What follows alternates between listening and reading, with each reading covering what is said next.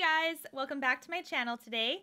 In today's video, I'm going to be doing a foundation routine, which is why my face does not have any base makeup on right now. The foundation I'm going to be testing out today is the new one by Marc Jacobs. This is the Marc Jacobs Shameless Youthful Look Long Wear Foundation. In this video, I'm going to be applying it live, giving you my first impressions, as well as checking back in later to see how it wears and if it's worth your money. If you guys are new here, hi, my name is Jenna.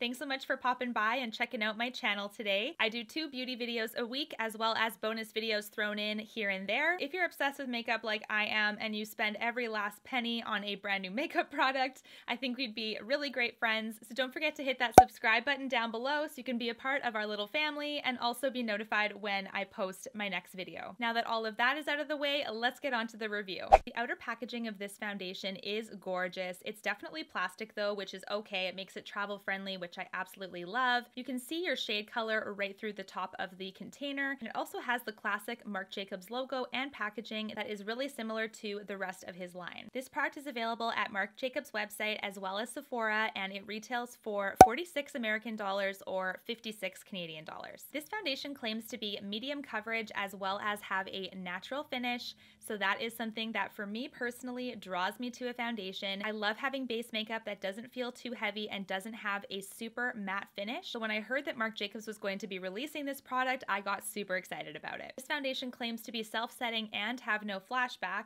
and it's also supposed to make you look younger, so I'm all about that. So I have just pulled my bangs out of the way just so that they don't get foundation all over them, and I'm going to use a dampened beauty blender that is of course super clean.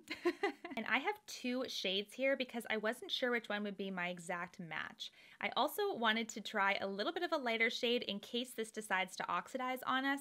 So let's just see how this works. So the first shade I'm going to try is Light R230, which is light with a little bit of a rose undertone. I'm definitely a neutral in my opinion, but let's just see how this one pans out. The applicator is a little bit of a dropper system, and you squeeze the container to get the product out, which is kind of cool. You can control it really nicely that way, so that's always a good plus. This foundation is definitely not super runny, but not super thick either, so far so good. So what I've done already, guys, is I've primed my skin with the new Silk Canvas by Tatcha. I did a review on that primer not too long ago, so I will link that in the cards for you guys to check out later. So right off the bat, this is covering definitely medium. What they claim makes sense. It is covering my acne and scarring very, very well. This undertone doesn't quite match me. The rosiness is a little bit off, just slightly, but I think I can still pull it off. We shall see.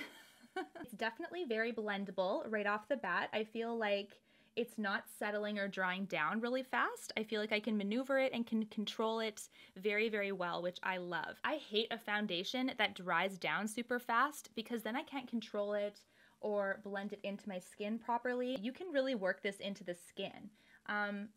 And it's still tacky to the touch right now. So I think it would definitely take a few minutes to set. So as it's setting down, what I am noticing is that there is a little bit of a powdery finish going on. I don't know if that is something that a setting powder would fix or if a setting spray would fix.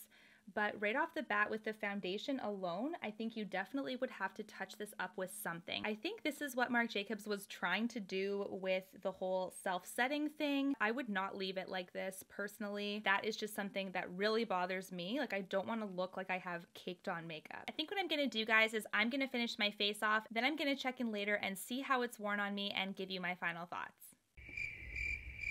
Guys, I am back, and it has now been 10 hours since I have applied my foundation originally for you guys on camera. I'm going to zoom in on my face right away as well as dim my lights a little bit so you can see how the foundation has worn. A little bit of my lines are pronounced as well as some of the texture on my face. That might be improved a little bit by using a different primer, but I must say I'm pretty impressed with the wear after 10 hours. After I initially applied it, I did set it with powder and setting spray, so I used my Charlotte Tilbury Airbrush Flawless powder as well as my MAC Fix Plus to set it, and that did help immensely. I found that it melted everything together into my skin a lot better, and it also reduced the tackiness. I did find that even having let my face set for 5 minutes, the foundation was still pretty tacky to the touch. So I think it definitely needs a powder and definitely a setting spray in order to kind of blur away that powdery effect. I took a look at the shades again, and I would say my perfect shade is probably light with soft beige undertones, but it was sold out when I was picking up this foundation, so I ended up getting the closest I could, which was light with pink undertones. You know what? I don't mind it.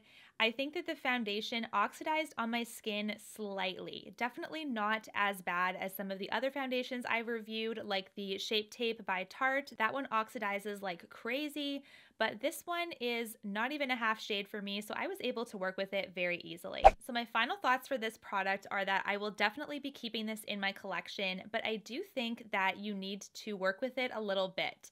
I don't think it's going to be a super easy foundation that you can just plop on with nothing else on. With this one, I do think the longevity is there. It definitely doesn't break down quickly at all, which I like, but I do think that you need to work with it a little more than some. Let me know in the comments, guys, if you guys were thinking about picking this one up, what you thought of it. If you guys enjoyed this video, please let me know by giving it a thumbs up, as well as don't forget to subscribe on your way out. And until my next video, guys, take care, happy shopping. Thanks so much for watching. Bye!